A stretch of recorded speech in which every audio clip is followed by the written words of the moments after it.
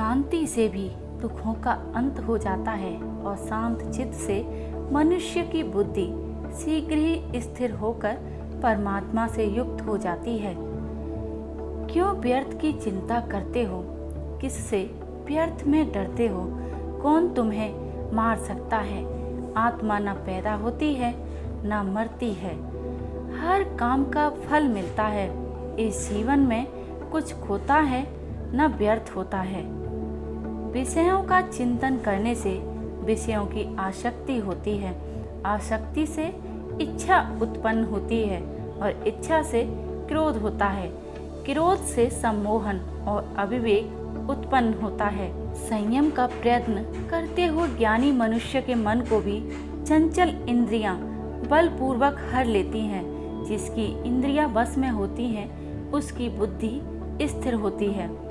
जो भी मनुष्य अपने जीवन आध्यात्मिक ज्ञान के चरणों के लिए दृढ़ संकल्प में स्थिर है, वह सामान्य रूप से संकटों के आक्रमण को सहन कर सकते हैं और निश्चित रूप से खुशियां और मुक्ति पाने के पात्र हैं। जब तुम्हारी बुद्धि मोह रूपी दलदल को पार कर जाएगी, उस समय तुम शास्त्र से सुने गए और सुनने योग्य वस्तुओं से भी वैराग्य प्राप्त करोगे।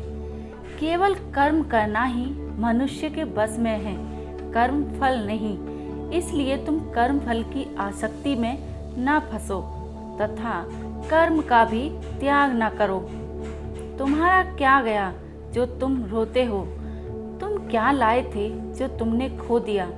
तुमने क्या पैदा किया था जो नाश हो गया? न तुम कुछ लेकर आए और जो लिया यहीं से लिया, जो दिया यहीं पर दिया, जो लिया इसी ईश्वर से लिया, जो दिया इसी ईश्वर को दिया। जो मन को नियंत्रित नहीं करते उनके लिए यह शत्रु के समान कार्य करता है।